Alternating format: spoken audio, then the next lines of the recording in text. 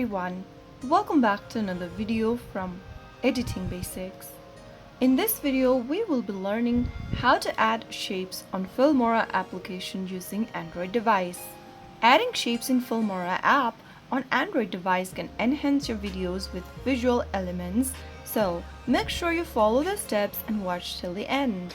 First of all, make sure that you've downloaded and installed the Filmora application on your mobile device and launch it open. Go ahead and click on the New Project button and import a media clip that you want to edit, or you can also open up an existing project you'd want to work on with.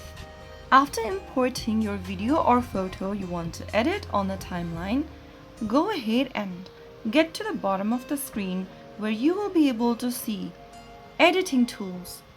Select Sticker from the options and tap on it. In the search box, search for shapes. You can also select a shape or other visual elements to add to your video or photo.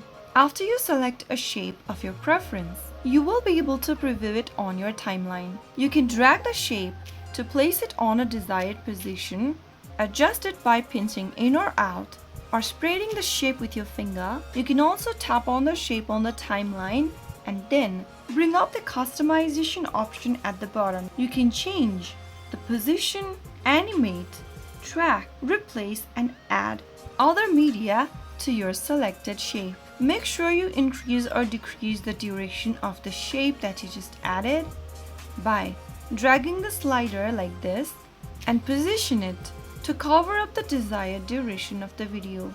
After you are done adding the shape of your choice or the sticker of your choice, click on Export at the top right corner and follow through the export process. And that's how you will be able to add shapes in your Filmora application. That's how it's easily done.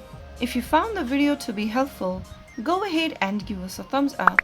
Don't forget to subscribe to our channel by hitting the subscribe button. Press the bell icon so that you'll never miss another upcoming upload from us.